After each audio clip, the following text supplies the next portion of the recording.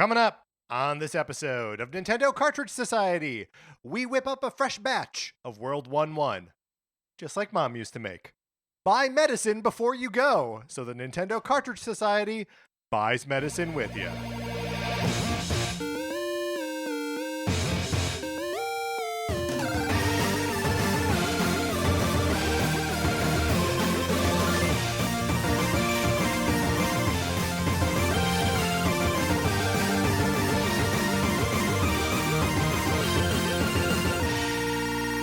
Welcome to Nintendo Cartridge Society. My name is Patrick Ellers, and I am joined, as I'm always joined, by my co-host, Mark Mitchell. Mark, seems odd to ask how it's going. Yeah, it's going poorly. It's going poorly. It's going poorly, but I am grateful for this opportunity to hang out with you and talk about some Nintendo. Hey, and look, we picked, we're talking about Nintendo comfort food today.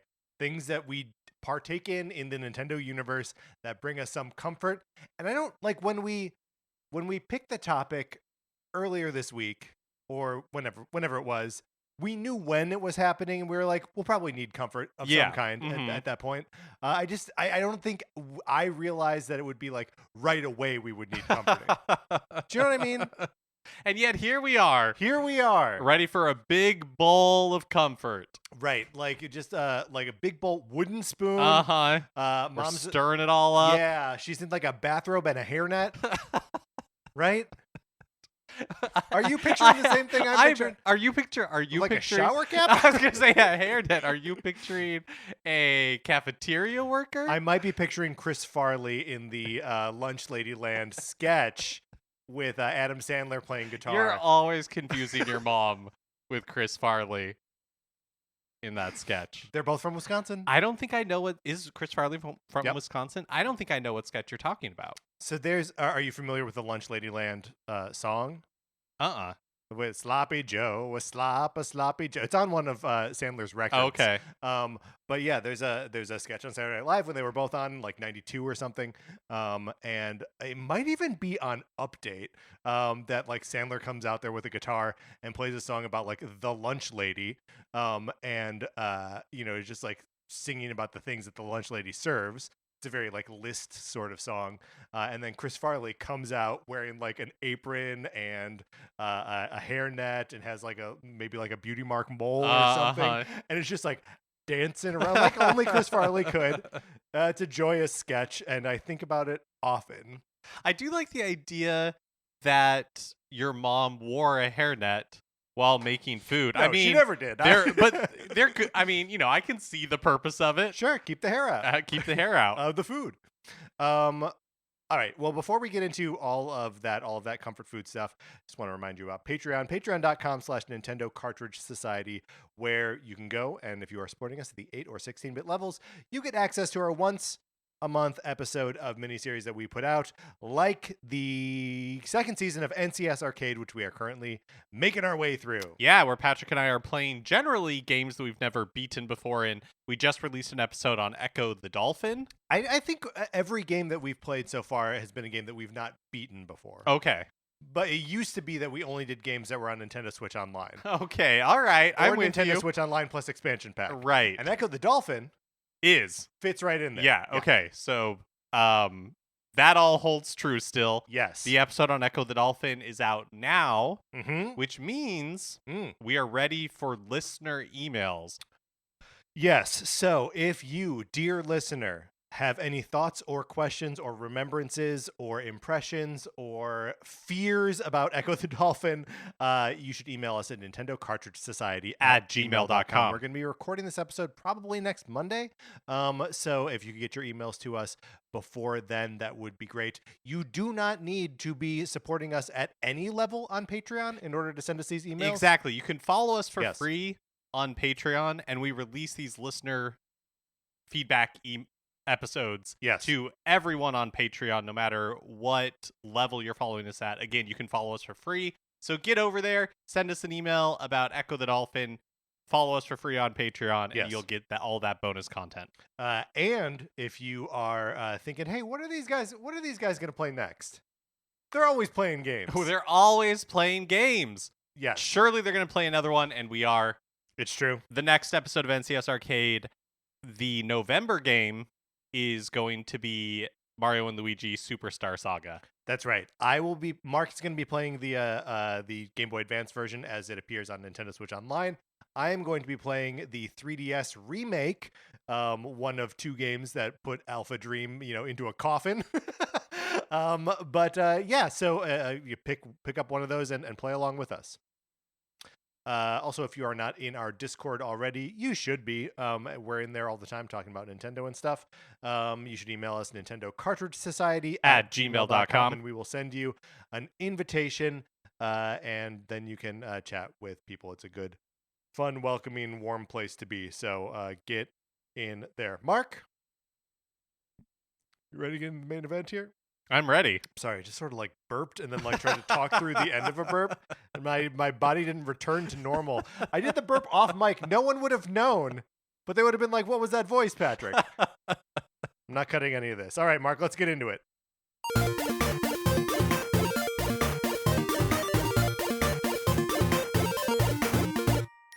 I didn't know if memories of that Chris Farley sketch were like bringing you to tears or something. No. I didn't even know that it was a belch. It was like a silent mystery belch. Well, I feel like I've been belching long enough that I had a friend in college who was very insistent that anytime you like burped, you should do it like into your closed mouth and then blow it away from people. No. Yes. It was very strange. Like, I mean, I can understand the fact that they were insistent about it. They were insistent. Yes, yeah, exactly. And like, no, that's the polite thing to do. Right. I mean, it is sort of the polite thing to do. The logic follows. The logic does in a way. follow, but it was just weird to like have a friend and a peer be like, I'm enforcing these rules on everyone. Mark, before we dig into like, so the assignment here is what in the world of Nintendo brings us like a comfort. Obviously, with election results, we're bummed out. So like being comforted is something that I think we could all use a little bit of right now. And I just wanted to shout out to Kyle from the Discord who sent us an email saying some very sweet things about how the show is a comfort to him. And I will just echo that and say that the show is a comfort to me. And doing this show with you is one of my Nintendo comfort foods. Absolutely. So before we get much more sincere than that, Mark, let's start just listing off. So we always put together like lists of like 3 to 5 kind of things here. I was unable to contain myself to 3 to 5. I don't know what your process was here. Yeah, I don't really have a list. You don't really have a list. You're off the cuff. I'm gonna do this based on vibes. Sure. So, okay. I'm prepared. I have some ideas, but I don't have anything like concrete really written down. I love this. So yeah, here we go. Here we go. It's a yes and situation here. Well then, Mark, would you like to start, or would you like me to? Because I've prepared. Well, I'll start. I'm gonna start. I shall start this one. Yeah, start this one. And I'm going to go with Super Mario Sunshine. I've talked about before on the show how Super Mario Sunshine is a game I really like, even though I understand every single one of the complaints about it. Right. And I don't really disagree with any of them. Like, I remember playing Super Mario Sunshine when it was on the GameCube, and the camera just being like so infuriating. Like, all of that stuff is absolutely true. And yet I love so much about Super Mario Sunshine. I love the setting, like the tropical setting with the piantas, like all of that is just so fun and unique. Delfino Plaza. Yeah, like it just gives the whole game a different feel from any of the other ones. It's so like relaxed and laid back. I love running around that plaza, and as you get more shines, it becomes sunnier and sunnier. Like, it's just unique and weird. And, is it nostalgia? Yeah, for that, like, come on, we can't rule out something because it's nostalgia, right? Yeah. So yeah, Super Mario Sunshine, just being vibes. Just like existing in that world, like being able to run around in that space is so much fun to me. And yeah, like when it came out on Super Mario 3D All-Stars, did I, just like I did with Super Mario 64, get the bare minimum of shines needed? Do I think game is fun to try to be a completionist. Not at all. But to pop around to the different areas and just kind of like be able to exist in that world, Super Mario Sunshine is one of those games that I'd love just being able to turn on and hang out in. Can I just like add on to that like 3D Mario hub worlds when they exist are the like singular best places in video games to run around, right? Like Delfino Plaza, beautiful, wonderful, love it. Peach's Castle in Mario 64, like, yes, absolutely. Rosalina's like Starship Observatory thing in Mario Galaxy, incredible stuff. Even the Mushroom Kingdom in Odyssey, I would say, is like is a fun one as well. Right, and that's a little bit off because it's like that's a level, but like yeah, and it makes me wish that like the Odyssey itself was actually more fun to run around, or that there was like any space in it at all. Yeah, that would have been cool if it was like a TARDIS where when you open it up, it has like a whole like thing inside. Yeah, and I mean like even though it is small, I also like the Mario face ship in Galaxy 2. Like they're just like little things to discover in there, and it's mostly just like, here's a space where you can run around and jump and like vibe in the world that Mario's in. I don't remember that about Galaxy 2. You saying that makes me feel like even more I want to get my grubby hands on Galaxy 2 again. I want to be able to play it again because I haven't played it probably since it released. Galaxy 2 is an all-timer. I'll be talking about a piece of it or a piece of something related to it later in this episode, but like yeah, it is a, I'm not going to say it's not like a federal crime, it's like a misdemeanor that it's not on the 3D All-Stars collection. So or included in the music app collection yet either. Yes. What is in the Mario spaceship? So okay, it is it's a spaceship, but it's not really. It's like a planetoid with like a ship's deck on it, right? And it's Mario's face. So you're like the bridge is on like the top of Mario's hat. And there are like little Lumas running around, and there's like some clouds that you can like go up and like get some other things that are like around the planet.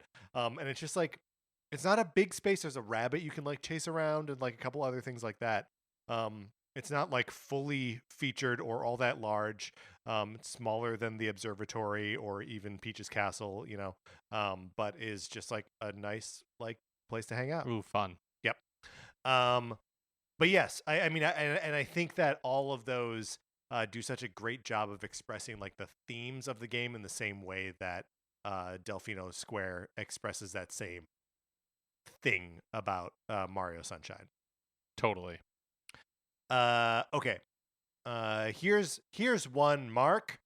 Something that brings me comfort and something that I find myself doing kind of a lot on my Switch. Just browsing the eShop. And then alternately going over to my friends list and seeing what people are playing. It brings me tremendous joy to I mean the eShop is fun because I can be like, what's on sale, what's, you know, what are the things that they're like pushing right now, and you can't just go to like new releases or anything like that because it's just going to be like a couple of hentai games and like garbage you've never heard of.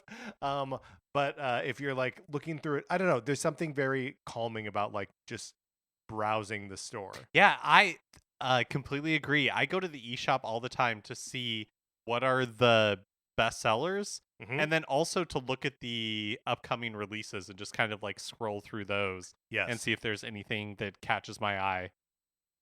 So that, and then, you know, I really do like seeing, because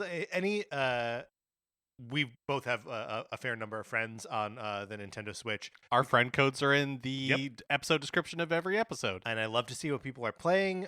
If it's someone that like I know in real life, or that, you know, I interact with a lot on like the Discord or something, I have them like starred as best friends, so they're sorted first.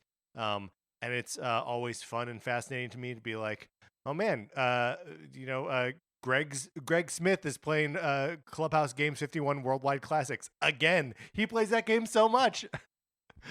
Fun little things that you can learn about people just by checking in on their Switch profiles from time to time. Yeah. So I like that. I like seeing what people, especially this deep into the system's life, what people are using as their player icons. There's so many There now. are so many. What now. are you rocking? I can't remember. You can't remember? I know you're rocking a KK slider, right? No. I'm a captured yeah, Goomba that's right. from Super Mario Odyssey. That's right. That's with right. a little mustache. No, I am the 8-bit sprite of the blue virus from Dr. Mario. Oh. Because I love him. He's my favorite. But yeah, so that, I mean, I can't tell you how much time I just like, if I don't have like a thing to play, I'm just like, well, I'm going to spend like 10 minutes just like looking at the store, looking at what people's profiles and stuff. How often now do you, because I never really engaged with the Nintendo Switch Online when they started adding the different icons. Oh, I do this all purchase. the time. So do you still go in and like, will you get regularly, some from like every, because they cost platinum points, right? No, it's gold coins. Oh, it's gold coins. So it's not even money. Or wait, is it platinum?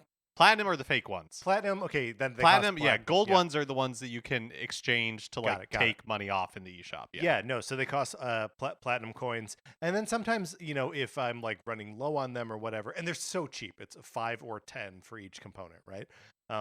But like going in there will also be like, oh yeah, if you just start up, Yoshi's Island or whatever, then you'll get like 30 or 60 or whatever platinum points. So yeah, no, especially if it's a game that I'm like excited about. Or whatever, I'll go in and buy like all of the icons just so I have them for the future. But it sounds like you don't mess around with that at all. I don't really. Yeah, I don't really. You're happy with your captured Goomba. Exactly. Yes. All right, Mark. Okay. Another one for me is. If you ever need more time, you can always just punt back over to me. I've got a list. Another one for me is entering Hyrule Field during the day in Ocarina of Time, and kind of like the start of that. Mm-hmm. It's not really like an adventure theme, but just that like Hyrule Field theme. Yes. It's so, even though it's small, all things considered, especially when you compare it to what they did with Twilight Princess and the Hyrule Field there, of course, like something like Breath of the Wild. So, like it's a small open space. Yes. And there's not much happening in there except at night where, the like skeletons will come out of the ground or whatever. But there's something that even to this day I find so pleasurable about riding Epona through Hyrule Field in Ocarina of Time. I will also say that when you first step out into the field from the Lost Woods, right? It's just the Lost Woods. That's where Link lives, or the Kokiri Village. Right. Yeah. That the game up to that point, and it's still very early in the game. It's after you complete the first dungeon, has been so like linear, right? And you've been in like constricted little hallways, and even like in the Kokiri Village itself, it's pretty narrow, right? Like if you were to imagine it as like actual like dimensions, it's maybe like 30 or 40 feet wide and maybe like 100 feet deep or something. And as soon as you get out into Hyrule Field, you're right, it's not that big of a space, but it feels enormous. It kind of reminds me of what they do at theme parks really well, where like they conceal and then reveal. So, like think of you're walking into Disneyland and you have to pass under the train station and there's these tunnels. And so it narrows your vision like you're wearing blinders, like on a horse, and then you walk through that tunnel and the space opens up, and it has that like really impressive impact. And I feel like what you're describing with that first entry into Hyrule Field is that, plus it's like all of that, and then the soundscape of Hyrule Field and just the Ocarina of Time in general is so comforting to me. Like when we did that episode where we ranked the different songs in Ocarina of Time, and you had plugged in them all on through the 3DS. So while we were talking, we just had the ambient background noises of Ocarina of Time, and it's so pleasurable. Yes, like it is just like really soothing and just a lot of fun. So yeah, that's another one. I love Hyrule Field. Yeah, another like total nostalgia play, right? Totally, yeah. I also just like we've said it. We have each said it now that the Hyrule Field space is genuinely not that big. But I'm struggling right now to think of a space represented in a Nintendo 64 game that is as big as that. Like a continuous, uninterrupted space. Yeah, no, I can't think of one off the top of my head either. And it's not that big, but it's the perfect size because, after when you're crisscrossing it, it is just the right length. Just long enough. That you're like, okay, if this was any longer, it'd be annoying. Right. But instead, I just get to hang out. Right. Well, and then you grow up and you learn. Then you're just shooting all over the place, teleporting all over the place, and it doesn't matter. But yeah, no, that is it. That is a great pull. I feel like, because just like the themes of Ocarina of Time, and how much it plays with like the what you lose when you grow up, and like the things that you will always miss about childhood, that it is so intensely connected to nostalgia, like both in our relationship to it and its text, that like, yeah, of course it's always going to feel comforting. My next pick, Mark, is just, it's a game. It's Super Mario World, and Super Mario World is a game that I revisit with alarming frequency. I would say if a year goes by where I don't play it, something has gone wrong, right? Like, every time it's been available for me to purchase it somewhere on some new Nintendo platform, I've done it and not regretted it. You could make like an argument as to which is better, 3 or World, and I'm sure we've ranked them, and I'm sure we've said one is better than the other, and who remembers? But for my money, World is the most replayable, and just, man, every like inch of that map is just like etched on my heart, and I just like going through it. I like finding all the secrets. I like finding none of the secrets. I like building up to 99 lives. I love just like shotgunning right to Bowser's castle, like through the back door. There's no way to engage with that game that I dislike. Yeah, I think with the exception of the Game Boy Advance version, which I think is bad. I've never played the Game Boy Advance version. Oh my god, Mark, it's on your Switch right now. What makes it bad? Because I know all of them added voices, right? So that's some of it, and then it's also like, I don't know, hearing the beautiful Super NES music coming out through the GBA sound chip. It's excruciating, and the colors feel off too. Like, I'm sure they're being calibrated for the dark GBA screen and just like is lighter for that reason. But like, I don't know, for the reason that every other version of that game is comforting to me, that one feels off, right? It's like a demon possessed, it's like a demon trick, trying to trick me into falling for the thing that I find comforting. Oh yeah, it's like in Dragon Quest where there are enemies that look like treasure chests, and so you try to open one. Yes. And it just has a big old tongue. Big old tongue. Uh-huh. Yes. That's right. That's exactly that's the GBA version of Super Mario World. Version, yeah, which I believe is Super Mario Advance 3 Super Mario World. I believe it. I'd believe it. Maybe it's 2. You saying that about the overworld, and we have indeed ranked them, and I can't remember either where that ended up. It's been years. We need to get Wonder in there anyways. It's time for a re-ranking is what I'm saying. But of the Mario overworlds? Of the Mario games. Oh, the Mario games. The overworlds would be a great one to do, and I don't want to tip my hand, but I'm about to by saying I think World might be the best. Yeah. And I think it's because they packed in so many different things in the overworld in a way that, like even a game that has a pretty robust overworld like Wonder does not do. Like the fact that you can find that like secret back way into Bowser's castle and get there really early, right, if you know how to do that. I personally really love that they telegraph which levels have secret exits, and and that's just like was always a hint where it's like, okay, well, I haven't figured it out yet, but I'll just go back in and do it. And then having like the special world and all that kind of stuff, it just feels really unique, and it's large enough but also small enough that it can kind of loop back over each other and all that kind of stuff. I just don't feel like they have ever beat that. Yeah, I feel that way too. I think there's also like an insistence on the reality of the space. I know we're just talking about the like the world map at this point about Super Mario World. I mean that the whole game is comforting to me, but that like it feels as though it exists in like a real space and it's trying to communicate a real space. There are like bridges that are like erected across like chasms. There's that one area where you blow up the castle and it like shoots into the hill and the hill gets like a little bandage put on it and that changes the world map. Suddenly there's a bandage on this thing. It's all very compelling and good and interesting, and I think that game is special. Sorry, one other thing I just want to add about it is that I did not I got a Super Nintendo in like 1992, maybe 93, and like didn't have Super Mario World for it. It's a game that I got like later in the, maybe even got it after Nintendo 64 came out.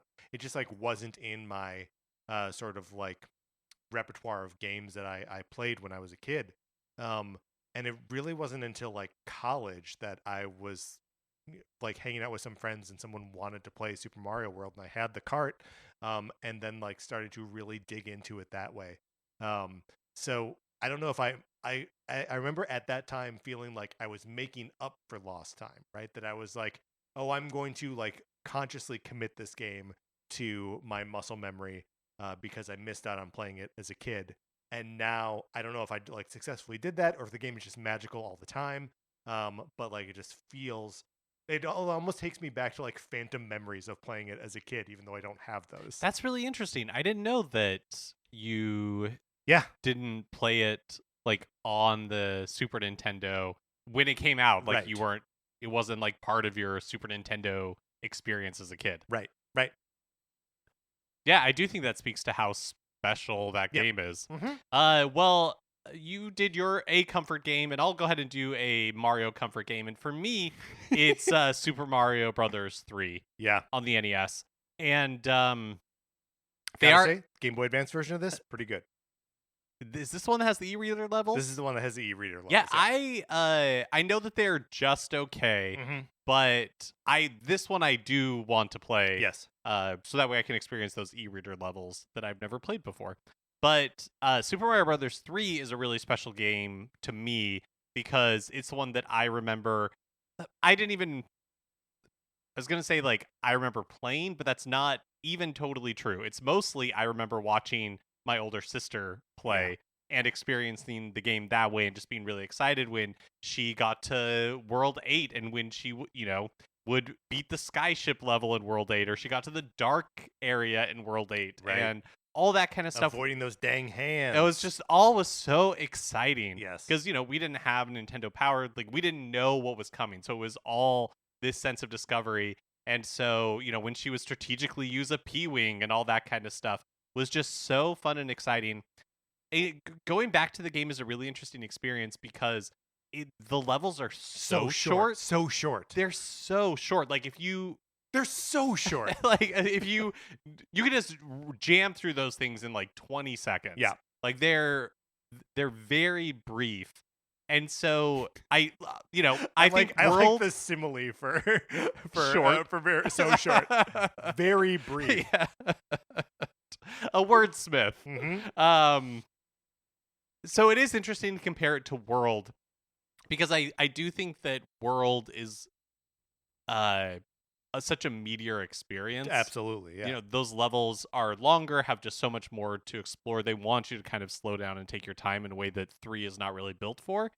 But it's just a game that is so close to my heart that it sounds like for you, like if you're want to dive into a Mario game, just like a comfort food, you would turn to World. For me, it's 3. It's like that's the one I'm gonna boot up to play when I just want that hit of just like easy comfort. Yeah, I mean, I've like turned on Mario World if I'm like awake in the middle of the night and can't go to sleep, or like if I'm traveling and we got delayed for like 3 hours or something. I'm like, well, I'm gonna play Super Mario World. Like it's just a perfect way to like calm my brain and just like be something that just like sits with me and comforts me. And it sounds like 3 is that for you. Absolutely.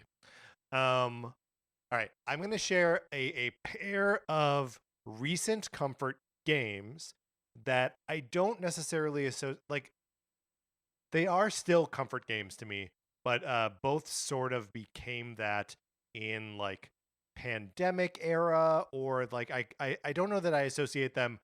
I feel like it's comfort with an asterisk, right? Games that I lost myself in, spent hundreds of hours playing, and would kind of just lose myself to the flow state of those games. Obviously, one of them is Tetris 99, and the other is Hades. Hades not a Nintendo game, but I played it on Switch. And yeah, both of them, because they require like a constant mechanical like precision or attention. I love that thing of like getting into the flow state of what those games require you to play. And I guess that may be less of a comfort and more of like a numbing, where it's just like, no, I'm going to wholly occupy my brain with something else, so it can't even like think in terms of like words or real concepts. It just has to be like lights, colors, instinct. But yeah, for me, and recently Tetris 99 and Hades have been that. Yeah, and there's totally no right answer to this, but I'm curious, have you gone back to Hades since you put so much time into it? Yeah, there is a correct answer, and the answer is no. I haven't. I believe at some point I did like go back and maybe like to show someone Hades or something like that, and like all of my muscle memory is gone. But the Hades 2 is currently in beta on PCs and stuff. So when Hades 2 does come out, I plan to get all that muscle memory back, and like learn the new game. And I imagine that'll feel like a comfort. But I don't know. It is possible that when I try to like re-engage that my brain chemistry won't be in the same place it was in 2020, and that I won't be able to engage with it the same way, and that would make me sad. But yeah, it's the original Hades, a huge comfort for me in that awful catastrophic time of 2020. My next pick is going to be another game. Yeah, and it's the original Donkey Kong Country. I never owned Donkey Kong Country 2 or Donkey Kong Country 3. I remember I was babysitting for like a family friend, and they had Donkey Kong Country 2, Diddy's Kong Quest. And so that was kind of like blew my mind a little bit to have this like other one out there. I'm not even sure I was aware that there was a third one until much later. Like when it was releasing, I'm not even sure I was aware. But that first game, I just have so many good memories of playing it with my younger sister. And I might have said, I've probably said this before on the show, but just like a very specific picture in my mind of playing Donkey Kong Country and it being rainy outside. Yeah. The Les Mis soundtrack playing. Which is a shame. I mean, the music of Donkey Kong Country is very good. Yeah, for sure. Music of Les Mis might be better. Well, it's tough to say. It's tough to say, but yeah, just like going through those. NCS Goes Broadway on Les Miserables. Just like the water levels and just sharing the controller back and forth and all that kind of stuff. It's a game that is really special to me. That when we played Donkey Kong Country 2 and Donkey Kong Country 3 and have talked about it, and so my experience of that was like as an adult, it was a very different experience. Like I didn't really like Donkey Kong Country 2, and I think I enjoyed playing Donkey Kong Country 3 more than I liked playing Donkey Kong Country 2. And I think generally 2 is regarded as the better game, but I'll never be able to like objectively review Donkey Kong Country. Sure. It's just a game that I love for its vibes, for the experience of playing it. I just love Donkey Kong Country. Well, and it gets the benefit of being first, right? Like, and that it goes into an objective evaluation of the game is like, oh no, it established these things, right? So like, I share your opinion of the Donkey Kong Country series. That if I were to rank the original three, I would go 1, 3, 2 probably. Which I know is heresy, and that like 2 is very, very well regarded, but whatever. Do you have like a favorite level in the original Donkey Kong Country? So or even like little world in there? Yeah, it's interesting because I can honestly say I think a lot of the levels are not that interesting. Sure. Or like that good, but I really like I love video game levels that are rainy. And so really I think it's like, I don't know, just a couple levels into the game, the second level maybe, there's like a rain level. Yeah. Like I love that one. Even though they're challenging, I love the levels in the ice world. Dude, that first like set of levels in the ice world, starting with Snow Barrel Blast, where like it starts off and it's like a clear day, and as you progress through it gets steadily snowier. It starts in the background, and then by the end there's like a blizzard, and then you go into like a cave in the second level, and then is the third one underwater? It might be. I can't remember the exact order. And then like you come out the like last one in the sequence, it's outside again, and it starts in a blizzard and it clears as you walk through it. And just like the implied story of Donkey Kong and Diddy Kong are out on an adventure in a snowy area. It starts to snow real bad. They take refuge in a cave, and then they leave the cave. It's still snowing, and eventually they work through and get to the other side of the blizzard. Is so cool. Yeah. And I just feel like that sort of thing, especially across levels, is never done in side-scroller like platformer games. Yeah. And definitely not at the time. Yeah. Yeah, it's just such a fun game to just, and I think the fact that it's not that it's easy, and I've played it a bunch, so I know a lot of its tricks and all that kind of stuff, like I'm prepared for it, but it's the right level of difficulty. Yeah. Where it's not really that challenging. And maybe that's something that I reacted against in Donkey Kong Country 2. Sure. Whereas I think of the Donkey Kong Country series as, or I expected it to be more of a like vibes game, more of a hangout game where it's not really challenging you all that much, versus Donkey Kong Country 2 just loves to play the gotcha game. Right. Yeah, that like surprise you failed kind of right, and there's no way you could have been prepared for this. Right. There's no way you could have known this was coming. But yeah, I just really love that first game. I'll also say that there's something more timeless about the presentation of the first game, where like Diddy and Donkey both have personality, but those personalities are the personalities of like 1940s cartoon characters, right? Where like they're Donkey Kong is basically Bluto from Popeye, and Diddy is like a funny little monkey, right? And when you get into DKC 2, then they both become like Diddy and Dixie are both like 90s radical. They're both Bart Simpson, right? And like I don't need my monkeys to be Bart Simpson. Oh, I hear you. Okay. My next Nintendo comfort food thing, not a game, but a trailer for Super Mario Galaxy 2. We've talked about this trailer a couple times before, because it includes like a little twist on the Gusty Gardens Mario Galaxy like theme song, where it drops out this sort of like ostinato string pattern that's throughout most of it, that's like dun dun dun dun dun dun dun dun dun dun dun. And then there's like a soaring, dun dun dun dun dun dun dun dun over it.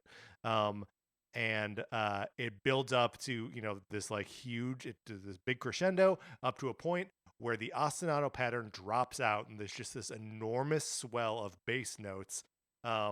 That maybe it's in strings, maybe it's in brass, and the fanfare just soars above it, and the image on screen is like Mario is a bee, and he's like flying over little. It's just like, it's a perfectly assembled trailer that shows you that everything you loved about Mario Galaxy 1 is back, and there's more of it, and there are new things that are all there to like mystify and wow. Ooh, and I'm getting delight chills. you. It's so I don't like. There are very few. I'm sure, when we've revisited Nintendo presentations, like the Breath of the Wild trailers will like similarly re-affect me again the way they did when we first saw them. But I feel like greatest game of all time. Whatever. Like you make special allotments for like where that can exist in your heart. But Super Mario Galaxy 2 for being an incredible game that's largely forgotten.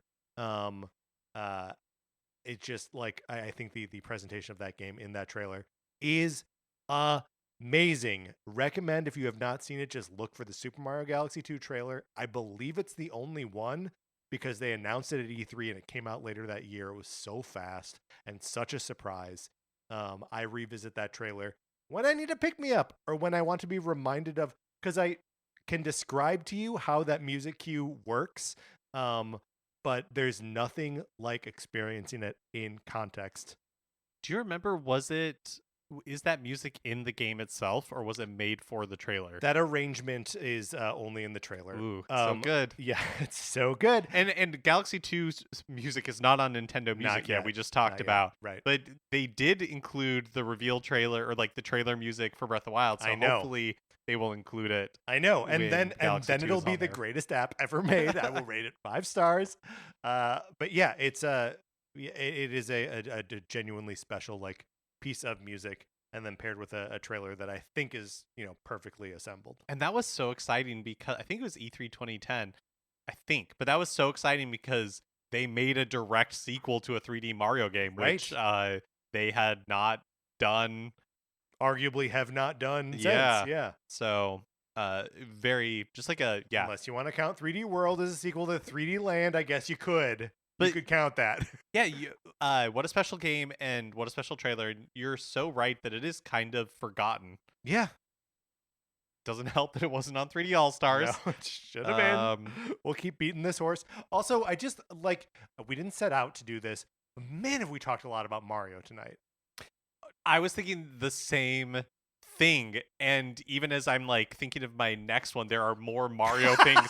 There are more Mario things you could pull, of course, because Mario is such a important part of my like onboarding to video games. Yes, right. Like the original Super Mario Brothers was probably the first video game I ever played. Yeah, that I can remember playing. I remember having a babysitter that like had an NES hooked up to, before we had the NES, had an NES hooked up to like her old TV. And I remember like asking if we could play it, and she was like, "Oh, the TV that's hooked up to needs to warm up." Do you ever have encounters with TVs that were so old that they needed to like warm up? I don't know. I don't think it on, and like 10 minutes later there would be a picture on the screen. No, I don't. I don't think this was one of those TVs. And I remember there being that like, okay, yes, we can turn on the TV to play the NES, but then we got to go do something. It's like else warming up the oven. It is. It's not ready to bake yet. Preheating the TV. Yeah, that's right. Amazing. Cathode ray TVs were that's so funny. Different beasts. Another comfort thing for me is looking at old game manuals. So looking at, especially from like the NES, Super NES, and even like Genesis from the time, like from that era, Game Boy too. Game Boy, even Game Boy Advance, like Nintendo 64, basically when game manuals were a thing. Yeah. Especially early on, because, in an NES game and in a lot of Super Nintendo games, there wasn't a ton of story in the game itself. Right. If you wanted to understand the context of the plot or something, you had to look in the game manual. And the other thing that is delightful about these game manuals, especially in the NES era, is that they have all of these hand-drawn illustrations of like the characters and the enemies, and they are all what we would consider like off-model today. Absolutely. They're just their own wild like manual art versions of these characters. But the thing is, like, as they're represented in 8 bits on the screen, like it's so abstracted to the point where you'd be like, I don't know, is that like an octopus or like you're a looking bird? at you're looking at the enemies in Kid Icarus, and you're like, I have a rough idea of what this is supposed to Right? be. Like, is this really like Groucho Marx glasses? Is that really what this enemy is? But now everything is such beautiful and detailed 3D renders, and everything looks the same. Right. Mario looks the same in everything. That was not the case in the NES era when you had different artists doing different art. Right. And there would be different caliber of art in the manual versus what they would put on the box. And those differences and reading through the plot, and especially now everything, again, they've really tightened up the canon of everything and the character names and the stories and the plot. But you're reading through the story for the Zelda 2, The Adventure of Link, and there's like a brother and his wizard friend, and the wizard's spell goes awry, and the princess, and you're like, this is cuckoo bananas, and I'm so glad that it's written down. Yeah, we recently went through the Zelda 2 instruction manual in the Discord because it is full of the best art you will ever see. I guess when we were talking about Zelda Magic, that's why. The spells are all kind of like laid out there with different art for each one. So it's so much fun to do that, and you can find most of them, like scanned online. Nintendo has done official reproductions of them when they did the NES Classic Edition and the SNES Classic Edition. Mm-hmm. You could go to their website, and it's still up. They have like all the manuals. That's something I take a lot of joy in doing, is just going back and reading through some of them. I wish they would just do that now, right? Like just for a little bit of like extra color, just like hire a comic book artist or someone like that to like do some doodles of like the characters, the enemies, the whatever items, so that there would just be like this little preview thing that you could like leaf through on your when you pick the thing up and then you stop and get lunch, and then you can like leaf through it while you're like eating your Panda Express or whatever. It's just like that's such that's a part of the ritual that I feel like is totally lost now. Yeah. I don't remember GameCube games having them. They might have, but I don't remember it. I don't think they. But I feel like for sure by the Wii era, you would open up a Wii CD box, and the only thing that would be in there is like the safety information and the Club Nintendo. Of course, code. Right? You have to redeem those points. Yep.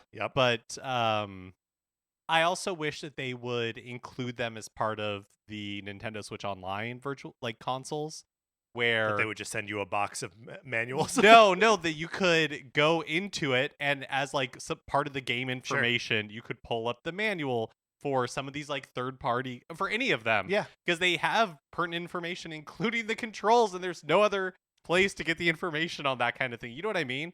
Like, yes. You can just look it up online, but I wish that was a piece of that history that they were including in these libraries. I was thinking about that, or like this sort of related to that thing earlier, because there was a brief moment where we were like, should we do an episode like now that Nintendo Music is out? Should we talk about like other like special features that we would want to see from Nintendo Switch Online that isn't just the kind of stuff that we've gotten before? Realized we did an episode like that at the beginning of last year, and then scrapped the idea. But like one of my thoughts now was like, man, I would love if the games on Nintendo Switch Online if you had the option to also pull up old Nintendo Power articles or like the Nintendo Power like players guides as like another thing on screen, especially because all these games are in like 4:3 aspect ratio. Push the game off to one side, the guide up on the other side. It would be incredible stuff, and I'm pounding on my chairs. that would just be cool in and of itself, is having access to those Nintendo Powers. Yes, I agree. Yeah, why do you think there is something that like prevents them from like reproducing them on like a platform that they're... I wonder if part of it is just that it was a Nintendo of America marketing thing. That's a pretty good point. And so, like the rest of the company doesn't have the same same affinity for them, that like we do. Yep, that's entirely possible. Well, I think it'd be cool. All right, back to me. Back to you. Okay, this is a very specific moment where I used a Nintendo product to comfort me. Would have been when did Satoru Iwata pass? that like 10 years ago? 2017. I'm looking it up. I was no, because 2017 we were already in this apartment. I'm pretty sure he died while we were in 2015. 2015, yes. So we're coming up on 10 years since he passed. President of Nintendo for a couple years, a visionary and a like genuine game fan and programmer and maybe genius. Masahiro Sakurai sang his praises recently on one of his on creating games videos, just saying that he was a cheerful, chipper guy who was always full of ideas and support and stuff. When he died, also we know about him obviously because he's so front facing, right? He was part of that like Reggie Fils-Aimé, Iwata, Miyamoto, like those faces that were like the marketing angle of Nintendo. That was like this is the human being behind the game, and you're the human being playing the game, and there's a connection between us, however you perceive that. And so it was tough when he died. And I, so shortly after they'd started putting Amiibo out, and I had like the only Amiibo that I owned at that point that was even remotely related to Iwata was the Charizard. He was one of the like original programmers on Pokemon Red and Blue, and is like cited as responsible for being able for the trick that makes it so all of the Kanto region is in the second generation of Pokemon. Like whatever programming magic, he was the one who unlocked that. So I just like had that Charizard with me and like took it to work, and it just like sat there on my desk, and it was just like a little comfort to me. I still think of that Charizard as my like token of Iwata after he passed, and that was a comfort to me in that time. My next one this is kind of weird, but it's and maybe it's a cheat because it's not something that I have gone back to. And now this isn't the cheat from Homestar Runner? This is not the cheat from Homestar Runner, because I don't know what that is. This a little yellow guy? You played Strong Bad's game for attractive people, right? Cool game for attractive people? We've talked about this, yes? I bought is this the WiiWare game? Yeah. I bought the first chapter of it. Yeah, but I imagine the cheat's in there somewhere. But I didn't know Homestar Runner before that. I mean, I knew of it, but I was not But you bought it without like... Well, because it was... I've always been a child of hype. Sure. Where it's like, oh, there's a new point-and-click adventure game on WiiWare, and they haven't made these types of game for a long time, and Homestar Runner is a name that I recognize. Amazing. I'll buy this. I've always known that like that's a shared reference between us. Strong Bad's cool game for attractive people. I didn't realize that you had not previously had like a bunch of experience with Homestar Runner to be like excited about it. Okay. Should we explain what Homestar Runner is? Jesus, where to even begin? Homestar Runner was like a Flash animation show / website thing. That like it was just an early website, like a 2001, 2002 maybe website. And it had like a handful of like little Flash cartoons on it. But the like big thing was updated like every week, twice a week, something like that. Was Strong Bad email. So Strong Bad was like a sort of soft villain in this like made up cartoon series. Was he a luchador? Yeah, he wore a luchador mask and boxing gloves. And he would people would email him, and he would like respond to the emails, and that was basically it. And like he had this voice, he talked like this, and he had a friend who like looked like a little spotted Pikachu called the Cheat, and you always have to refer to it with the definite article. So he'd be like, "Let's go, the Cheat," and now I'm just doing like things I would do or say in college. So I'm doing a Strong Bad impression. That's so good. So I'm sorry. So this is kind of a cheat, but not the cheat. This is not the cheat, and it feels less like a cheat because we already just covered this ground with Hades for you a little bit. Sure, but it's the original releases of Famicom Detective Club in 2021, and it feels so crazy to have the nostalgia. remakes. The remakes. Yeah. To have nostalgia for 2021. Sure. But that's where I'm at.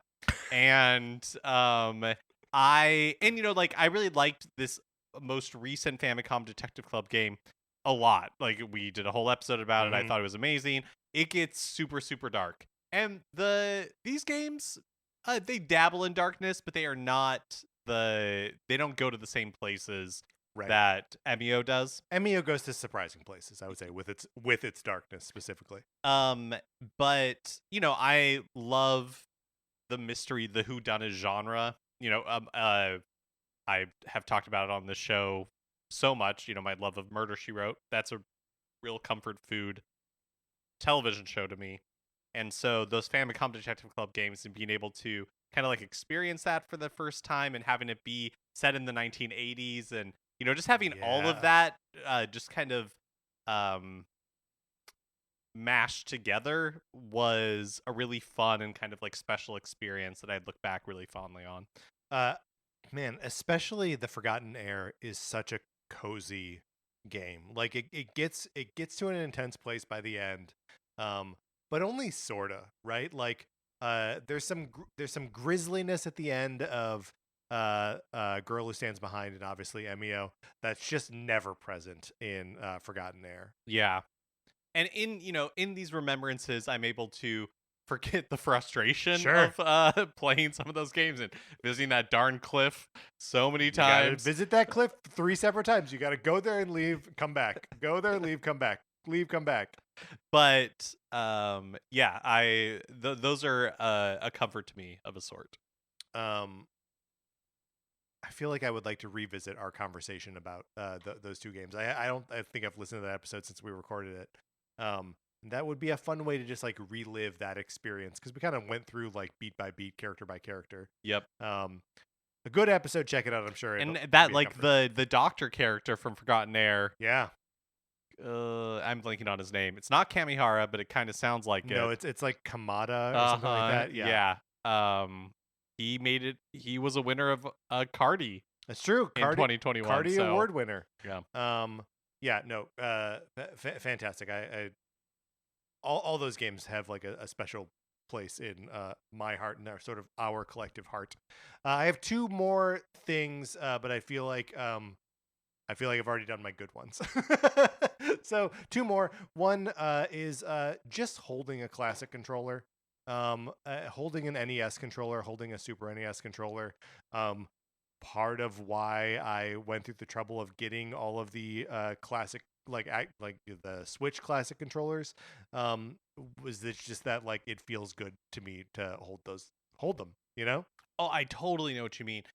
Like especially getting the ones for Nintendo Switch Online where they were new. Yes. And so they had and same with like the classic editions where they had like the textures of the buttons and everything, because in my memory, I think at my parents' house they still have like the Super Nintendo controllers, but they've been so smoothed over and worn by just years and years and years of greasy fingers touching them, that to touch a new one you're like, oh, this is what the buttons actually felt like, and there was a texture on the controller that hasn't been worn off by time, right? Like, and these buttons aren't all permanently stuck down with caramel or something.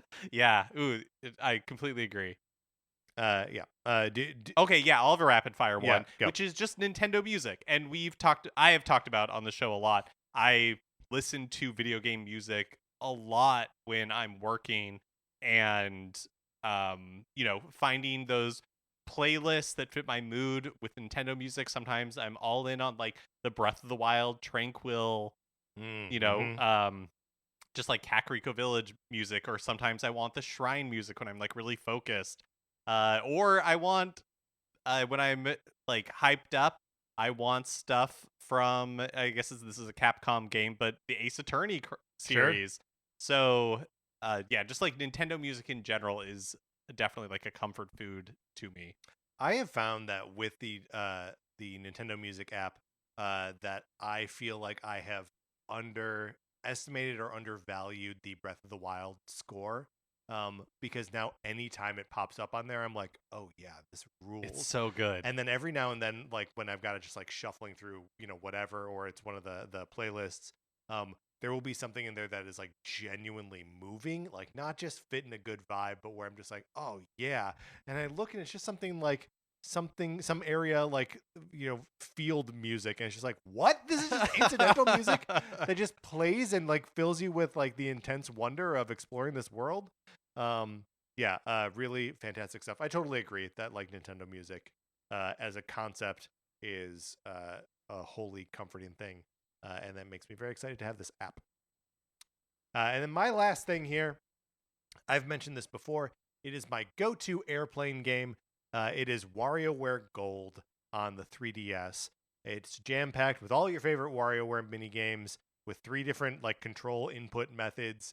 They reworked the Wii ones from WarioWare Smooth Moves. Thank you. Into like pointer and tap controls or tilt or whatever. And you can genuinely just go into any of these like challenges. There's just so much content in it. Like you're never gonna run out of different ways to serve you the same, like 700 mini games, and they all rule. They're all fun, and it's just it's the perfect way to smooth your brain for like a 4-hour plane ride. That does sound delightful. I love it so much, and it's like one of the great disappointments of the Switch. I think that WarioWare Gold is not on there. Mm-hmm. They got 2 WarioWare games on there, and like they're both fine, but like, yeah, having that like greatest hits, yeah, that's hard to beat. Mm-hmm. I'll wrap one up. Take us home, Mark, with Jump Up Superstar. Yeah. Playing it in the festival in Super Mario Odyssey, like that first time was so incredible and mind-blowing. But I love playing it, but I also love just hearing it. Look, the lyrics are super cheesy. Yes. And yet they bring me so much joy and put me in such a good mood.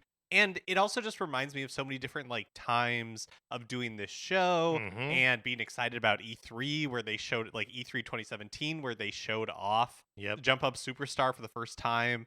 And it's just such like a fun, magical moment to me in so many different like aspects of Nintendo and of like times in my life that I just really love that song. Yeah, I love that song too. And it's just like we did a like modern Nintendo music episode in 2017, where we were talking about like this sort of like big band direction that like Nintendo had clearly moved in with like the Mario Kart 8 Deluxe soundtrack, ARMS, and now Jump Up Superstar. And I just remember like and Super Mario 3D World, like those were like our 4 sort of like thesis statements, or our 4 pieces of evidence to support the thesis statement that they were like moving to this like big band presentation. Can't remember. I can't believe I'm remembering this much about an episode we did 8 years ago. But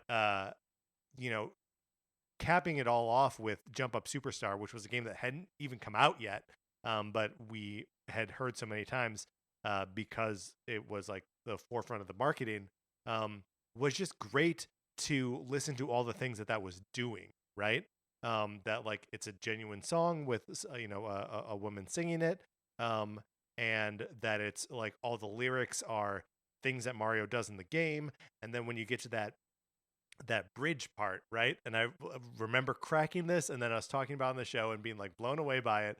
But the bridge where the vocals are like Odyssey, yes, see, that the underlying music is dun dun dun dun dun dun dun dun, dun from Donkey Kong, like the original arcade Donkey Kong, and it just being this moment of like, oh my god, it's a small work of genius, and they know exactly what they're doing. It's incredible. They're just tapping every single part. They're using the whole buffalo, Yeah.